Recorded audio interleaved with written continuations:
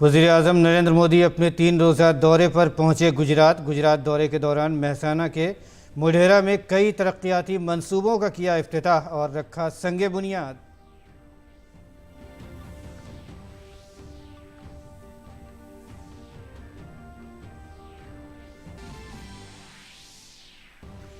सदर द्रौपदी मुर्मू चंडीगढ़ में Punjab engineering college के 92वें कॉन्वोकेशन और 100 साला तकरीब में हुई शरीक।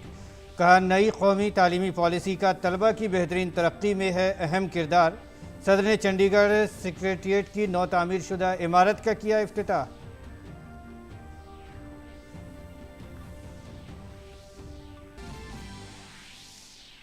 मरकज़ी वज़ीर दाखिला अमित शाह ने गुवाहाटी में शुमाल मशरक़ी कौंसिल के 2 रोज़ा मुकम्मल इजलास का किया इफ्तिताह। मरकज़ी वज़ीर जी किशन रेड्डी ने कहा, मरकज़ी हुकूमत शुमाल मशरिक़ की तरक्की के लिए मुसलसल कर रही है काम।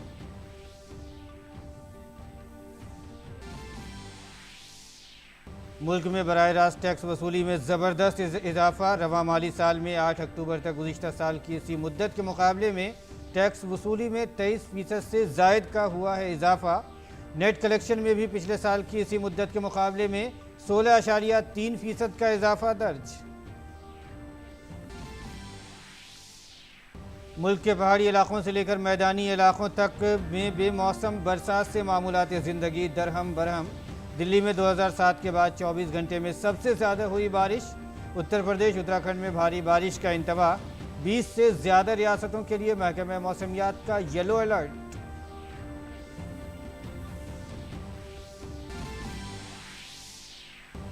ईरान में हिजाब मुखालिफ मुजाहरे मुसलसल चौथे हफ्ते जारी। मुजाहरे के दौरान 2 लोगों की मौत।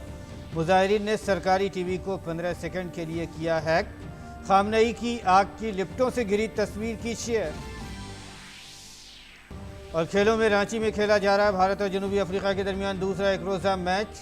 टॉस जीतकर पहले बल्लेबाजी करते हुए जनूबी अफ्रीका ने 50 ओवर्स में बनाए 278 रन। जीत के लिए भारत को मिला 279 रन का हदफ। नाज़रीन आदाब, शाम 5:30 बजे के उर्दू खबरनामे में आपका खैर मकदम है। और आइए अब खबरों पर तफसील के साथ नज़र डालते हैं। शुरुआत करते हैं, वज़ीर-ए-आज़म नरेंद्र मोदी अपने गुजरात दौरे के 3 रोज़ा दौरे पर हैं और वज़ीर-ए-आज़म इस दौरान गुजरात पहुंच गए हैं। अपने गुजरात दौरे के दौरान वज़ीर-ए-आज़म ने मेहसाना के मोढेरा में कई तरक्याती मंसूबों का इफ्तिताह किया और संगे बुनियाद रखा। वज़ीर-ए-आज़म नरेंद्र मोदी इस वक्त आवाम से खिताब कर रहे हैं।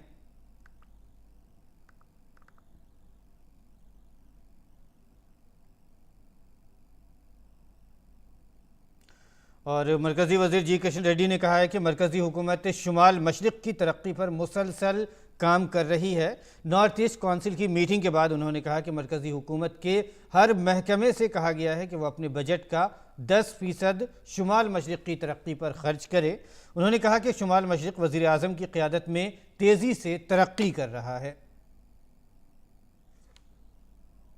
India should spend their budget. If they will spend 1 rupee, 10 NP they should spend in the Northeast. That is the program we are discussing today, and we are taking feedback from governors, we are taking feedbacks chief ministers, we are taking feedback from chief secretaries, other officers, even agriculture sector, tourism sector, infrastructure sector, service sector, and horticulture sector, handloom sector. We are concentrating, we are discussing with all these fields how we can support the Northeast India, Northeast region. Our Prime Minister already told, Northeast region जब तक विकास नहीं हो सकता है, भारत विकास नहीं होगा। इसलिए north east विकास के लिए भारत सरकार अलग अलग इनिशिएटिव लिया है। Recent union budget madam finance minister Nirmala Sitharaman ji की बजट स्पीच में वाइब्रेंट विलेज प्रोग्राम का उन्होंने घोषणा किया है। And one more project has been added to development of north eastern region, PM divine. So I am very hopeful, like हमारा जो अरुणाचल प्रदेश है और बॉर्डर एक राज्य है, तो ये 2 प्रोग्राम के अंतर्गत में vibrant village programme and PM divine के अंतर्गत में गवर्नमेंट ऑफ इंडिया से अच्छा सपोर्ट मिलेगा। सेइंग सो ऑनरेबल पीएम साहब के जो लीडरशिप में लास्ट 8 ईयर्स में जो सपोर्ट मिला है अरुणाचल प्रदेश में इंफ्रास्ट्रक्चर को लेके, उसमें काफ़ी ट्रिमेंडस काम अच्छा हुआ है। तो आप अरुणाचल प्रदेश के वज़ीर आला पीमा खांडू को सुन रहे थे। उन्होंने भी अरुणाचल खास करके शुमाल मशरक़ की रियासतों की तरक्की के बारे में बात की। आगे बढ़ते हैं बुलेटिन में। वज़ीर दाखिला अमित शाह ने आज गुवाहाटी में NEC यानी शुमाल मशरक़ी कौंसिल की 70वीं मुकम्मल इजलास में शिरकत की। NEC मीटिंग में मरकज़ी वज़ीर जी किशन रेड्डी, BL वर्मा, शुमाल मशरक़ी रियासतों के गवर्नरों और NEC के आला ओहदेदारों ने शिरकत की। मुलाकात में इलाक़े के तरक्याती उमूर पर तबादला ख़याल किया गया।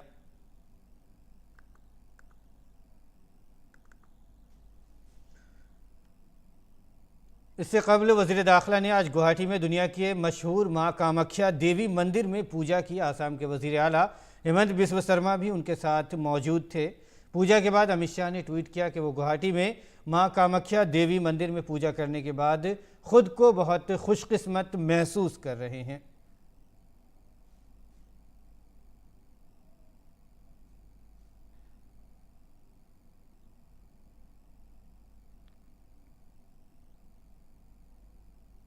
सदर द्रौपदी मुर्मू ने चंडीगढ़ के दौरे के दौरान पंजाब इंजीनियरिंग कॉलेज के 92वें कन्वोकेशन और सतसाला तकरीब के इख्तितामी इजलास में शिरकत की।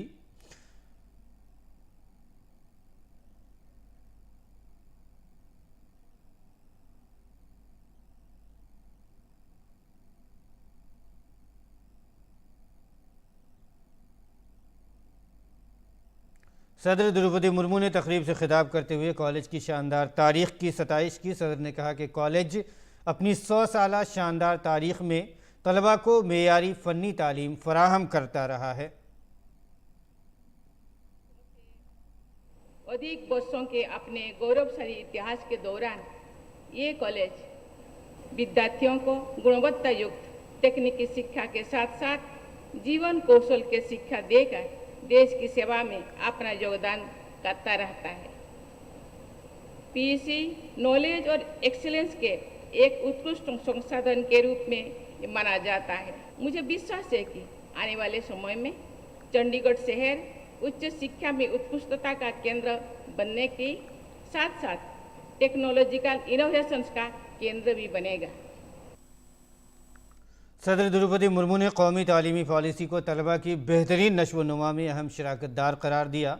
सदर ममलिकत ने कहा कि कौमी तालीमी पॉलिसी 2020 के तहत ये कॉलेज तलबा की तरक्की में अहम किरदार अदा कर रहा है। राष्ट्रीय शिक्षा नीति 2020 में स्पष्ट किया गया है कि एक अच्छी शिक्षण संस्थान वो है जिसमें प्रत्येक विद्यार्थी का स्वागत किया जाता है, देखभाल की जाती है, प्रेरणादायक वातावरण होता है और अच्छे बुनियादी ढांचे और उपयुक्त संसाधनों का व्यवस्था होती है। मुझे ये जानकर प्रसन्नता हुई है कि PEC में ये सभी विशेषताएं विद्यमान है। मुझे उम्मीद है कि ये कॉलेज उत्कृष्टता की दिशा में अपना प्रयास निरंतर जारी रखेगी। बीजेपी के कौमी सदर JP नड्डा ने हिमाचल प्रदेश के कांगड़ा में पंच परमेश्वर सम्मेलन में शिरकत की। शाहपुर के चंबा में मुनक़िद होने वाले पंच परमेश्वर सम्मेलन में कौमी नायब सदर और रियासती इलेक्शन इंचार्ज सुदन सिंह और कांगड़ा और चंबा के MLA और वज़ीर भी मौजूद हैं। इस कॉन्फ्रेंस में 17 हलकों के 1500 पंच परमेश्वर हिस्सा ले रहे हैं।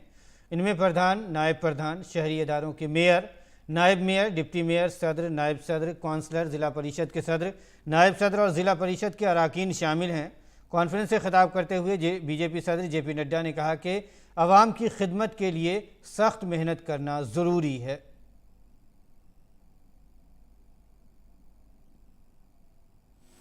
कि आज जो आप आके कुर्सी पर बैठ गए हैं ये ऐसे ही नहीं घटा है, लंबी साधना लोगों ने की है। किस कारण से हम कुर्सी पर बैठे ये हमको समझना चाहिए। जो लोग राजनीति का महत्व नहीं समझ पाते ना, उनके साथ सत्ता, और सत्ता का अर्थ है दुर्गा, मां दुर्गा और लक्ष्मी, ये नहीं टिकती। इसको टिकाने के लिए अपने में टिकने की ताकत होनी चाहिए। इसलिए मैं आपसे अपील करने के लिए आया हूं कि मित्रों, बहुत बड़ा आपके द्वारा योगदान होने की बात है और उस योगदान को करने में आप सब लोग सक्षम हैं, उसको आप सब ने करना है। वज़ीर ख़ारजा डॉक्टर एस जयशंकर ने न्यूजीलैंड के दौरे के दौरान वेलिंगटन में भारतीय हाई कमीशन की नौ तामीर शुदा इमारत का इफ्तिताह किया। वज़ीर ख़ारजा ने कहा कि मुख्तसर वक्त में 3 वज़ारती दौरे भारत न्यूजीलैंड ताल्लुक़ात को बढ़ाने और बेहतर बनाने की हमारी मुश्तरका ख्वाहिश की अक्कासी करते हैं। उन्होंने ये भी कहा कि दोनों ममालिक के दरमियान मजबूत ताउन हमारे मुश्तरका ख़ित्तों के लिए अमन, खुशहाली और तरक्की को यकीनी बनाएगा। मुल्क के कई रियासतों में मूसलाधार बारिश का सिलसिला जारी है। गुज़िश्ता कई दिनों से मुसलसल बारिश की वजह से दिल्ली में भी हल्की सर्दी ने दस्तक दे दी है। दारुल हुकूमत दिल्ली में 2007 के बाद 24 घंटों में रिकॉर्ड की गई ये सबसे ज़्यादा बारिश है। मुसलसल बारिश की वजह से आलूदगी की सतह में भी बेहतरी आई है। महकमे मौसमियात ने आज दारुल हुकूमत दिल्ली में कम अज़ कम दर्जा हरारत 19 डिग्री और ज़्यादा से ज़्यादा 24 डिग्री रहने की पेशगोई की। इसके साथ ही महकमे मौसमियात ने 20 से ज़्यादा रियासतों के लिए येलो अलर्ट जारी किया है। महकमे मौसमियात के मुताबिक इस बार दिल्ली में सर्दी की आमद अक्टूबर के आखिरी या नवंबर के पहले हफ्ते में होगी। इसके अलावा महकमे मौसमियात ने आज जम्मू कश्मीर, हिमाचल प्रदेश, मध्य प्रदेश, छत्तीसगढ़, राजस्थान, उड़ीसा, मगरबी बंगाल और झारखंड के अलावा कुछ जुनूबी रियासतों में बारिश की पेशगोई की है। और इसके साथ ही उत्तराखंड के ऊंचाई वाले इलाकों में मुसलसल बर्फबारी और निचले इलाकों में बारिश की वजह से सर्दी बढ़ गई है। चमोली, उत्तरकाशी, बागेश्वर और रुद्रप्रयाग अजला के बालाई इलाकों और केदारनाथ में बर्फबारी हुई है। चमोली ज़िले के हेमकुंड साहब और उत्तरकाशी के गंगोत्री में भी मुसलसल बर्फबारी हो रही है। अल्मोड़ा, बागेश्वर और नैनीताल में शदीद बारिश की वजह से मामूलात ज़िंदगी दरहम बरहम होकर रह गए हैं। देहरादून समेत नशीबी और मैदानी इलाकों में भी बादल छाए रहे और वक्फे वक्फे से बारिश होती रही। इस दौरान महकमे मौसमियात ने 11 अक्टूबर तक रियासत के मुख्तलिफ मकामात पर मूसलाधार बारिश की पेशगोई की है।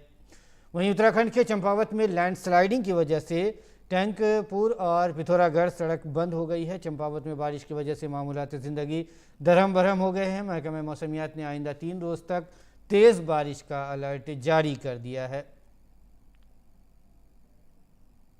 उत्तर प्रदेश के कई अजला में मुसलसल बारिश की वजह से सैलाब जैसी सूरत हाल पैदा हो गई है। मूसलाधार बारिश के बाइस से कई इलाकों में पानी घरों में दाखिल हो गया है। मुसलसल बारिश के बाइस मामूलात ज़िंदगी ठप होकर रह गई है। वहीं दूसरी तरफ बलरामपुर ज़िला को शदीद सैलाब का सामना है।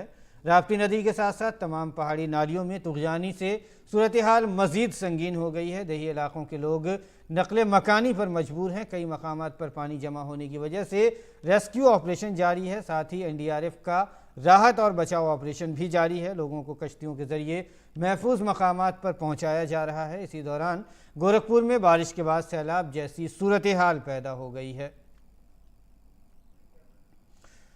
नोएडा में भी मूसलाधार बारिश की वजह से कई मकामात पर पानी भर गया है। महकमे मौसमियात का कहना है कि बारिश का सिलसिला 2 से 3 रोज़ तक जारी रहेगा। बाज़ मकामात पर शदीद बारिश की पेशगोई की गई है। बारिश के बाइस बाज़ रास्तों पर तवील ट्रैफिक जाम रहा। नोएडा ग्रीनवे एक्सप्रेसवे पर गाड़ियों की लंबी कतारें देखने को मिली। इसके साथ ही नोएडा के सेक्टर 126 में पानी भर जाने की वजह से लोगों को परेशानियों का सामना करना पड़ा।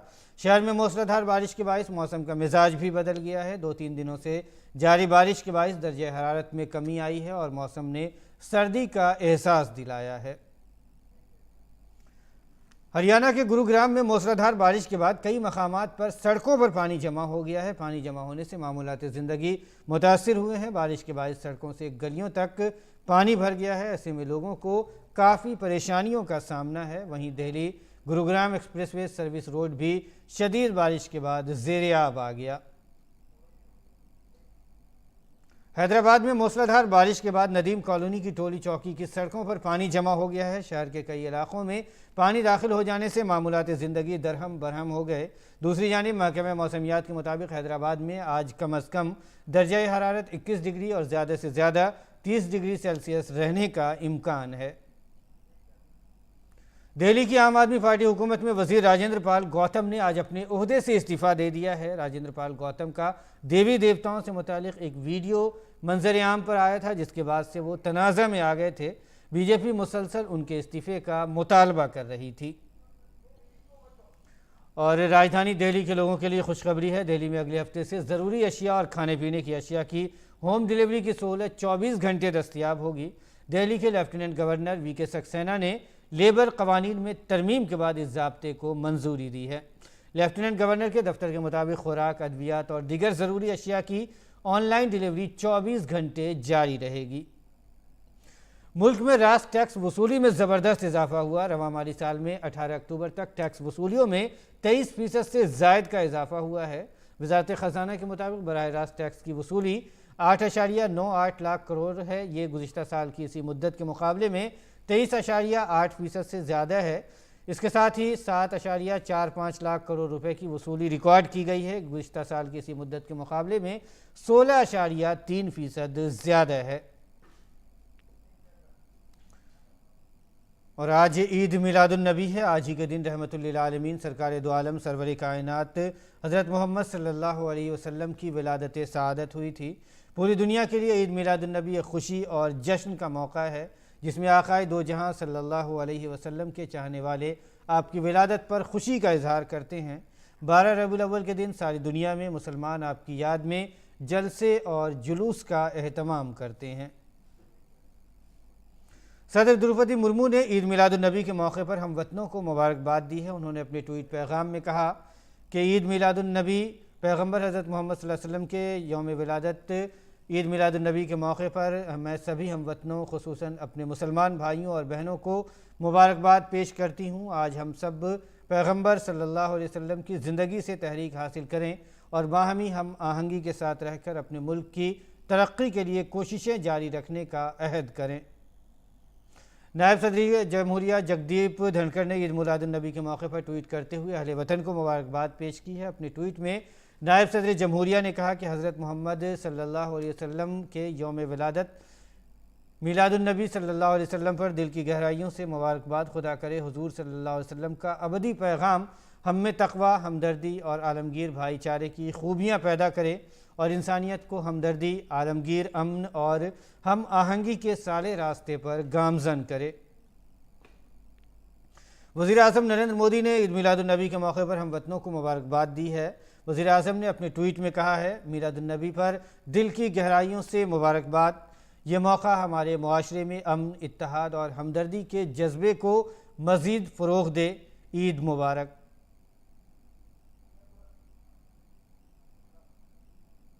और मुल्क भर में आज शरद पूर्णिमा का त्यौहार अक़ीदत व एहतराम के साथ मनाया जा रहा है। शरद पूर्णिमा अश्विन महीने के शुक्ल पक्ष के पूरे चांद के दिन मनाया जाता है। शरद पूर्णिमा की रात चांद ज़मीन के सबसे करीब होता है। लोग आज महालक्ष्मी की पूजा करते हैं। शरद पूर्णिमा के मौके पर मुल्क भर में कई मंदिरों में खुसूसी तक़रीबात का एहतमाम किया जा रहा है। साथ ही कई मंदिरों में झांकियाँ भी निकाली जा रही हैं। शरद पूर्णिमा के मौके पर मुल्क भर में लोग गंगा समेत तमाम नदियों में डुबकी लगा रहे हैं।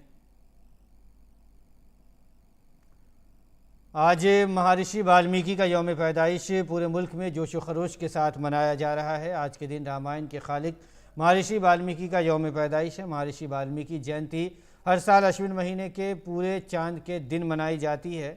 महर्षि वाल्मीकि को उदय कवि कहा जाता है। उन्होंने रामायण की तसनीफ़ की। महर्षि वाल्मीकि के यौम पैदाइश पर मुल्क भर में कई मकामात पर मजहबी प्रोग्राम मुनक़िद किए जा रहे हैं। जगह जगह झांकियाँ निकाली जा रही हैं और मंदिरों में महर्षि वाल्मीकि की पूजा की जा रही है।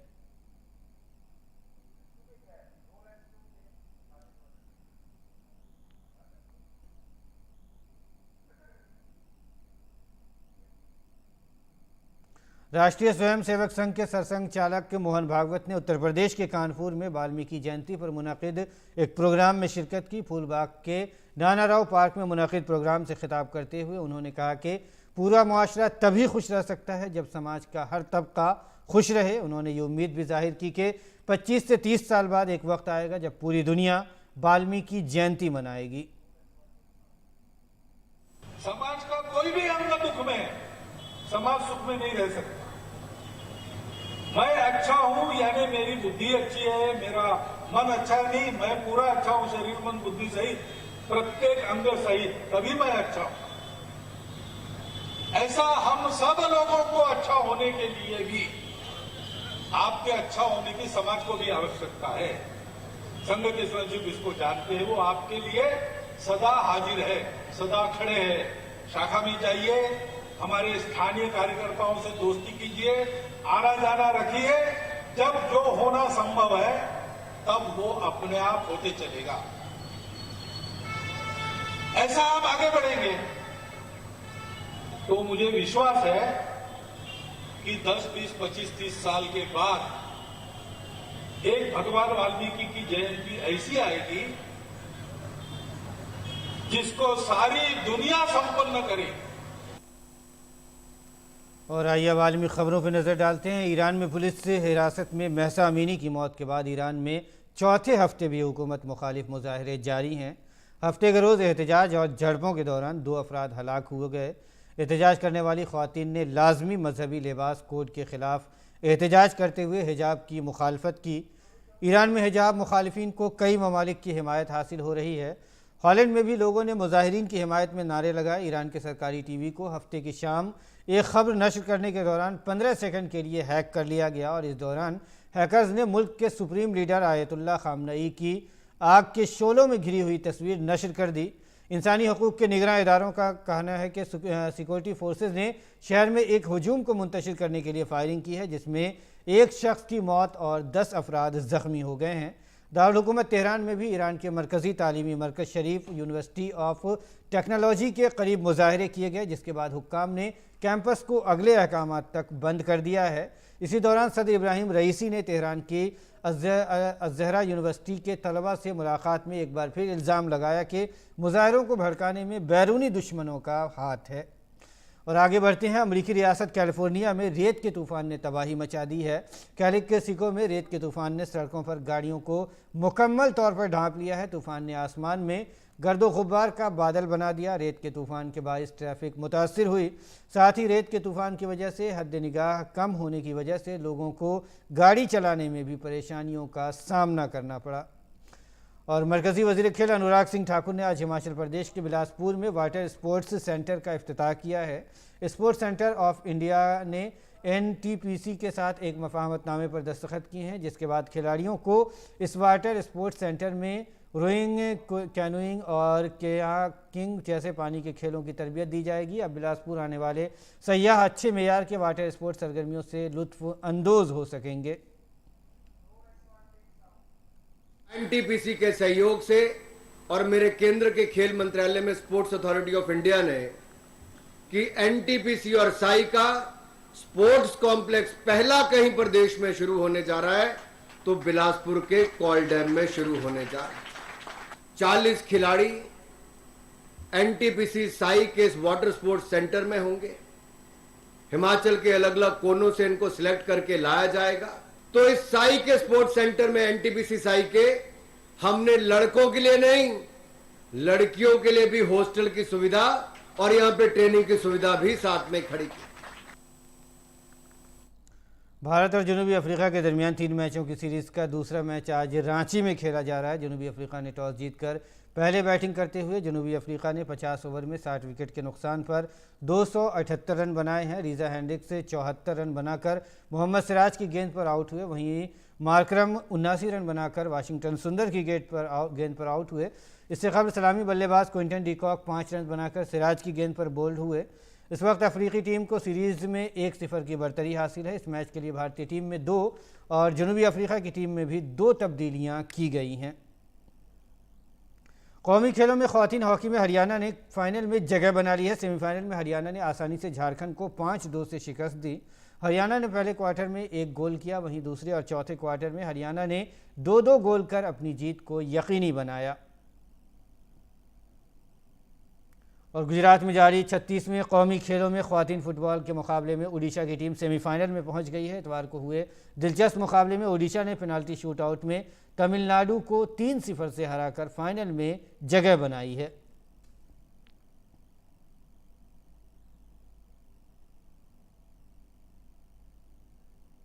और नाज़रीन, इसके साथ ही उर्दू खबरनामा फ़िलहाल इख्तिताम को पहुंचता है। इजाज़त दीजिए, आदाब।